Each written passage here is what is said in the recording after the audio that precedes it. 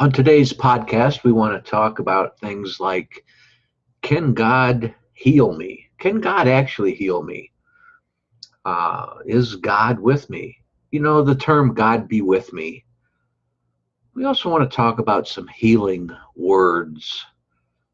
And I'm going to mention mindfulness training today too, and the power of healing. And I'm going to talk a little bit about A Course in Miracles. Hey everyone, this is James Nussbaumer, and Happy New Year. Today is January 1st, 2018, very early in the morning. The sun is just coming up. I'm in Northeast Ohio right now, and I debated whether or not to have this podcast today, being a holiday. Usually I like to do my weekly podcast on Monday and then, record it later, get it out there so it's ready to go later in the day on Monday.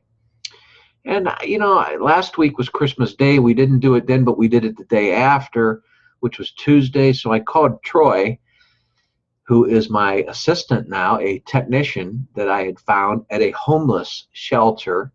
Believe it or not, I will quickly tell you the story. So I called Troy this morning about 5 a.m., as I usually do, awaken in the morning, and got his voicemail. And his voicemail on his phone always says, "This is Troy. I'm living the dream. Please leave your message." So I left him a message and says, "Hey, I gotta I want to do the podcast today, being New Year's Day. You want to come on over and help me with the technical deal on it?" And he called me back and said, "Sure, let's do it. Why not?"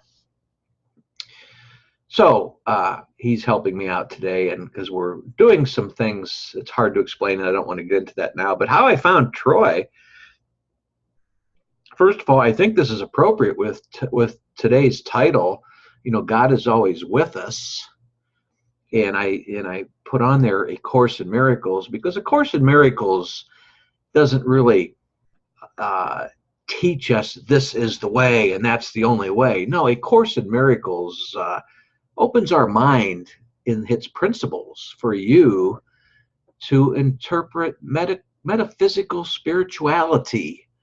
There's no right or wrong way to interpret the principles of A Course in Miracles. But anyways, let me get back to Troy real quick, but I'm not going to dwell on that today, but I thought I'd bring this up real quickly in the beginning as we move along here. But Troy,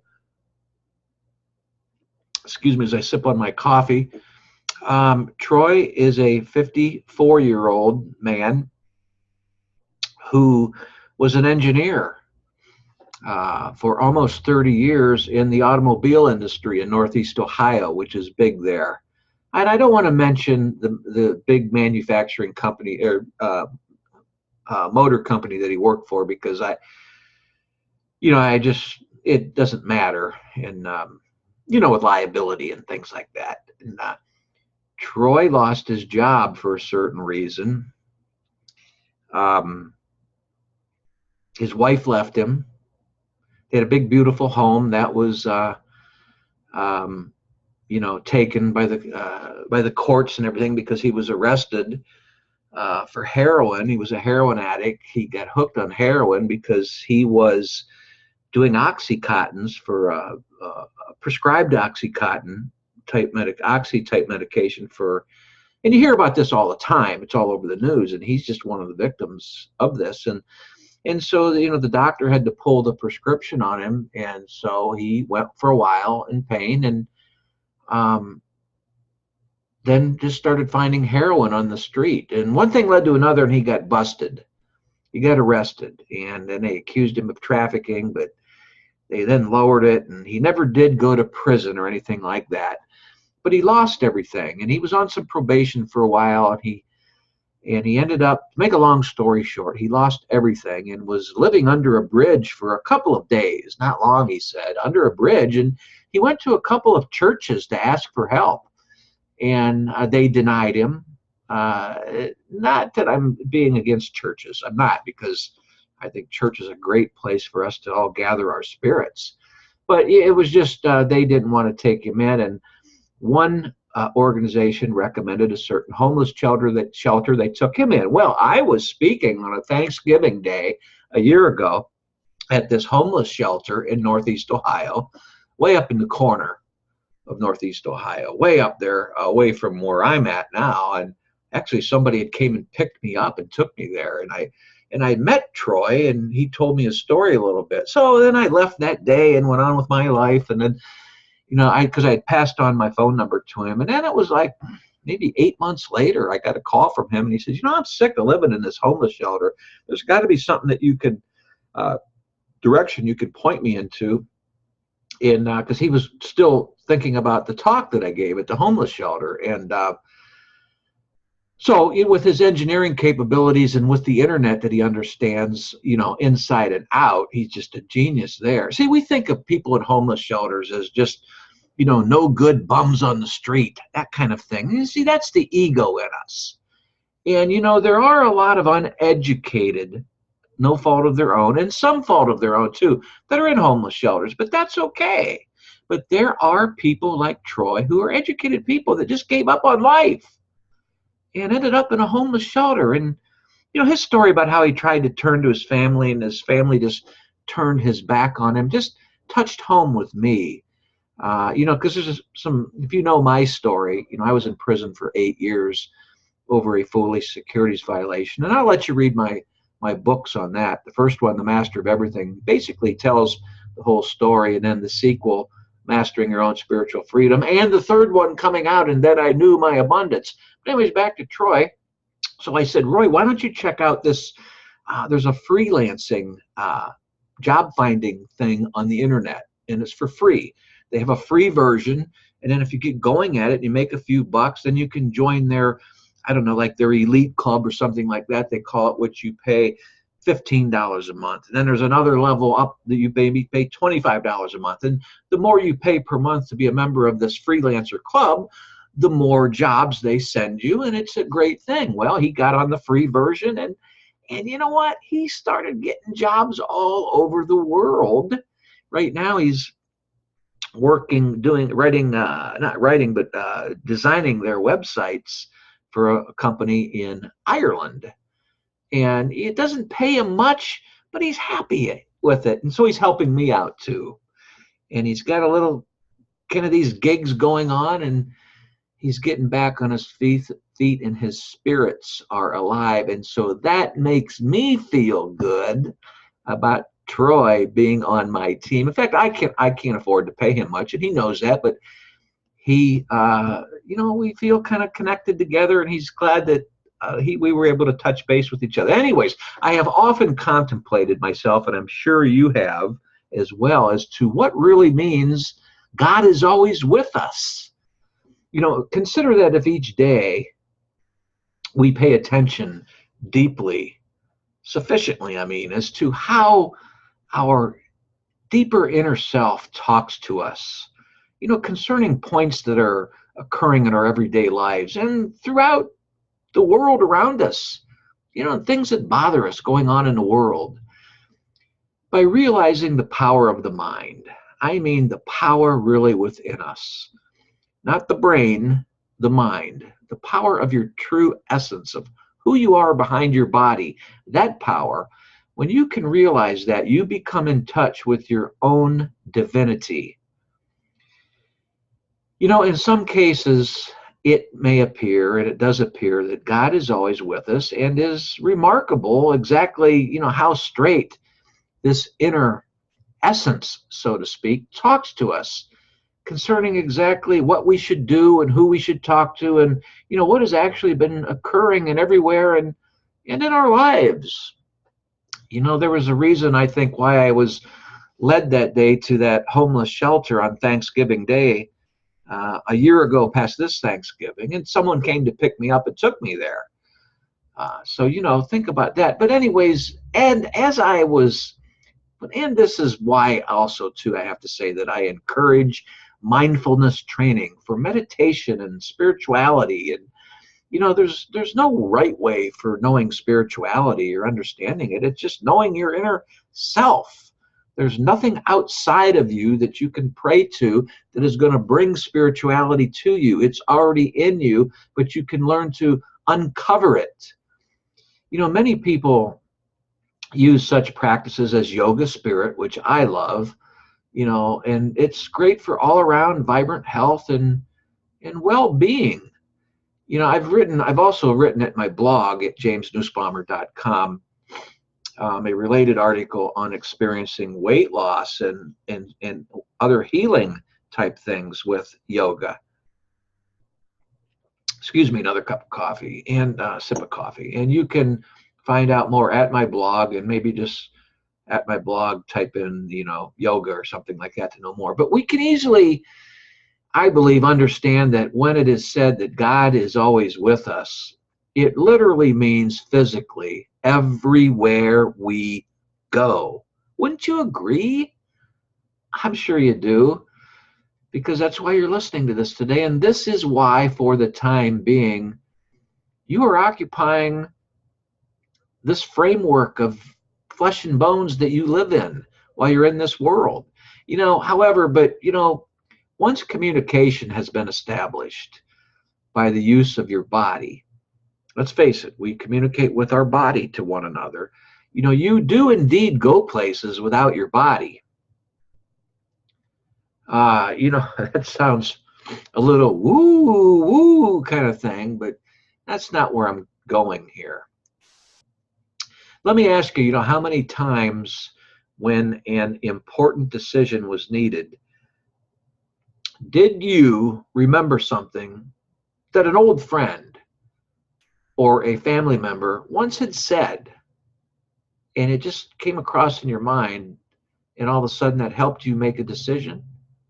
Oh, come on, I'm sure that's happened. Or have you ever been thinking of someone when the telephone rang unexpectedly, and it was only to be that person, and then you said, "Oh my God, I was just thinking about you," and you called. Or maybe you were thinking about that person and a letter or an email showed up on that same day. And like I said, the response is always within yourself, even whether you tell that person or not. You're thinking, I was just thinking about him. Isn't that kind of odd? But why should it be odd? It's normal for who we really are, because we're all at one and we're interconnected with each other. And that's what A Course in Miracles teaches us. But, the response that when this happens, sometimes when we say, "Oh my God, I was just thinking about you," we kind of brush it off a little bit. That's the ego in us. We'll brush it off a little bit and say, "Oh, that was just coincidence." And then that's what we want to just let them believe, that it was just coincidence. But really, what really is coincidence? Anyways, let me ask you, do you as a child of God, and I don't mean of flesh and bones, do you as a child of God, your mind, not your brain, because your brain is of flesh and bones, do you as a child of God, the essence of who you are behind your body, do you abide everywhere? What else could eternity be? Of course you do. Most certainly you do. And this is because the Christ mind, which is God's whole Son, personalized, if you will, and that is the part of us that is everywhere. Isn't that really what Jesus was here to teach us? Of course he was considered in those days the Son of God, because he was in male form, masculine form. So from then on, we use a masculine overtone and that kind of thing, which is okay. And that's why, but the Christ mind really is the God's whole Son personalized. So for you females listening, don't worry. When I say God's whole Son personalized, I really mean God's whole child personalized, as one mind, as us, not our flesh and bones, as who we are, united together as one. Doesn't that make sense? I mean, doesn't it really make happy sense to kind of finally think that, this is true. This is really the way it is. It makes your life a lot easier, especially when you're getting in the older ages and you feel like you're approaching, the end of your life in this world. But I want to add, too, that there's another related article at my blog, too, that talks about what does it really take to be happy and to experience longevity, while you're in this world and finding happiness. So you might want to check that out, too. But if you are a bit confused here about what it means when I say, God be with me, or when we say, God be with me. And is how you can be everywhere. I mean, how can we really be everywhere? You may still have too much attachment to the body, which is the ego. See, if you can't really figure this out, that means you're trying to be too much of an engineer or trying to be too analytical. And you're trying to dissect this and figure out, if I'm not a body, who I am. You got to let it flow across your mind. So, once again, if you can't really grasp this notion of your singularity and as us also being interconnected together as one mind, a part of us slipped away, split off, and we dream a part of our mind, dream of separation in this world, and that's what makes the body a man-made illusion thing that we made up. But if you can't really grasp that, what it means is that you're putting too much attachment of yourself as being a body. You're putting too much emphasis on you as a body rather than a essence, spirit of God. Try to think to yourself this way. When you turn to dust, meaning, of course, your body, where are you then? This will make some more sense to you in time. And that's what the Holy Spirit is using. It does. The Holy Spirit, which really is our inner essence, it is the true self. But our true self, the Holy Spirit, is so covered up with cloud cover of the ego-based mind that that's where healing is needed, to remove the cloud cover so more light will come in and we can see who we really are. And time is what it takes to let fog fade away. Wouldn't you agree? Ask any meteorologist, he'll tell you within time the fog fades away and the sun comes through. But the sun has always been there. It's never been, the volume switch has not been turned down. The dimmer switch on the sun was not turned down, but only in your mind, because the fog is there, had blocked the sun. So the fog is when you put too much emphasis on your body. The body is the fog, blocking the light that never goes out. The Course in Miracles teaches us the mind that thinks it is a body is split, is where healing is needed. This occurs naturally, healing, of course. We experience healing is a natural thing, and it takes time to heal. We all know that. Regardless of what the ego tells us, the fog in our mind, that false sense of self, regardless of what the ego tells us when we ask, can God really heal me? Our abstract thoughts, which is not the concrete, opposite of the concrete, our abstract thoughts are our essence, our true essence of what we are, our abstract thoughts, which is the Holy Spirit in us, which means God is always with us, are naturally a part of a power of healing. So our abstract thoughts, when we kind of sense that idea that we're more than a body, that's when we heal. But when we're so focused on the body, it takes much longer to heal.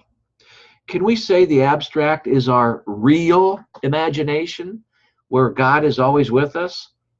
Yes, of course. Why not? Because abstract is a word, and it's a word that means, abstract means things we can't really understand physically, but when we look at an abstract painting, an abstract piece of art, we get it, we see the message, but we can't explain it with the body. See, so that's the abstract, so it's okay. It's okay.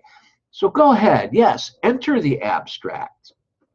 Have these types of thoughts, and without guilt. Don't feel guilty about the abstract.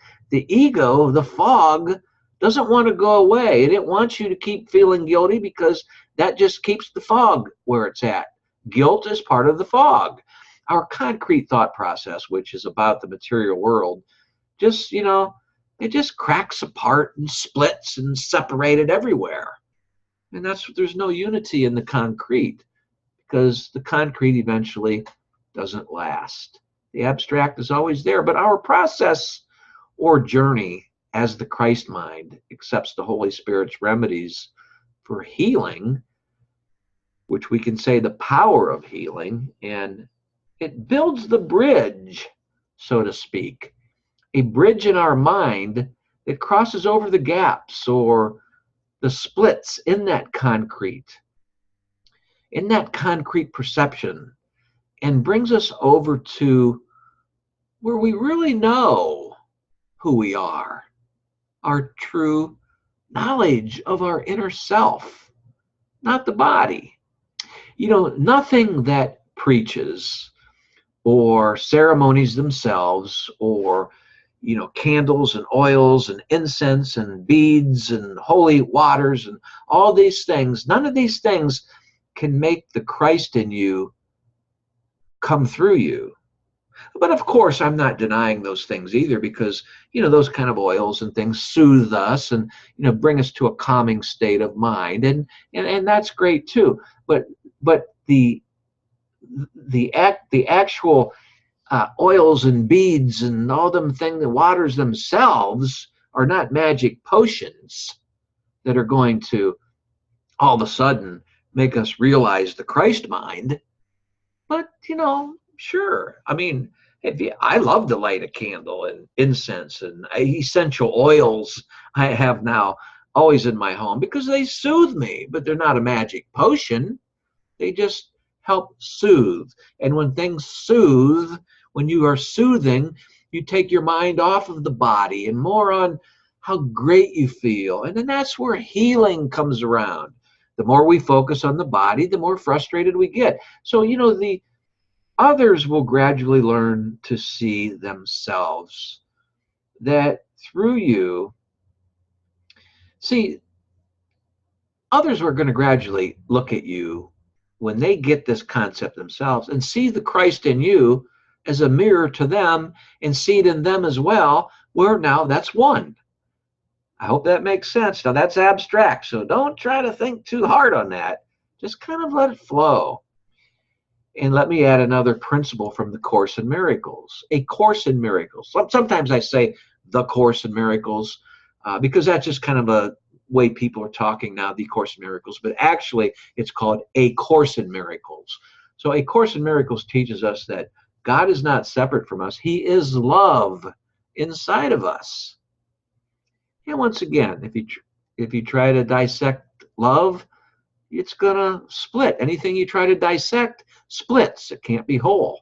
Dissecting means splitting apart, right? So, God creates his miracles through the Christ in us. The Christ is his whole child, his son in traditional terms. God creates his miracles through the Christ that we all are as one, using the Holy Spirit as the link, you could say, the communicator with this realm. Where God uses cause and effect to bridge the gap, sending love on its way. When we say cause and effect, and I want to say this real quick, but this is not the session I'm going to dwell on this. We all know the story of Jesus being crucified on the cross, and we all know the story where the guards were laughing, the ones that crucified him. They didn't believe Jesus was saying he was the Son of God, and they said, if you are the Son of God, then bring yourself down off that cross right now. And he wouldn't answer. But the Course in Miracles teaches us about that through its principles that I have learned to interpret myself, that hey, if Jesus were to come down off that cross, well, remember, this was in the dream. This is the dream of separation while we're in this world where all this happened 2,000 some years ago with Jesus. But if he were to come down off that cross, he would be violating the universal law of cause and effect. Then he would be making miracles to be magic. Wouldn't that have been magic if Jesus would have just all of a sudden slammed right down off of the cross? So I think you get my point. Now, we're not going to go on anymore because, boy, this is a subject we could really get deep with and really get going here. But, and so anyways, all that leads to the resurrection, which is of mind. And that's another podcast too. Resurrection of mind. Remember, everything happens in the mind first, and then we reflect it into this world as a projection, as a reflection. But all this takes, as I was saying, all of this takes place with the Christ mind at one with God, who is the maestro of this one magnificent symphony orchestra. And so I'm going to leave you on that note. And I remember, I don't want to be controversial because it's metaphysical talk here in this podcast, and it's to open our minds together for a better life, which is the whole intent of this. And I want you to have a better life. I want everyone listening to have a better life, and that's what this is all about. Also, I have a related article that I recommend that you look at my blog on how to more clearly have an understanding of the Holy Spirit and another way of looking at the world. And by the way, before I go, I invite you to sign up for the Everyday Miracles newsletter. There's a free version that you can sign up for. It's at my blog. It's all over the place at my website, offering you to get the newsletter. You'll see it. And then I also have a mastermind group that I would love to have you join. And maybe after you get the free version of the newsletter, you can think about that for a while. And anyways, in my communication with all of you, the whole purpose is where we bring our minds together for self-success and for a better world. And I hope you'll look at my books. Are on sale everywhere books are sold. You can go to Amazon. You can go directly to Ozark Mountain Publishing Company also and see my display there, who is my publisher. I have a great relationship with. Please follow me on Twitter. Please follow me on my Facebook page. And also, if you will subscribe to my YouTube channel, that would be great. While you're listening to me, if you're listening to me on YouTube, go ahead and subscribe right now as you're listening. And if you're at my website, in the header above and the footer below is a YouTube icon that you can click on to subscribe, just as there are at my website a Twitter icon, a Google Plus icon, and a Facebook icon where you can join me. So I wish the best for you, and before I go on this New Year's Day, January 1st of 2018, I wish the best for you, and I hope you're thinking a lot about your own life and all the natural gifts you have within you that the world needs for you to extend, so we all are helping each other. That way, it leads you to a better life. I think that makes sense, doesn't it? I got to go now. Thanks again. Happy New Year. God bless. James Nussbaumer signing off.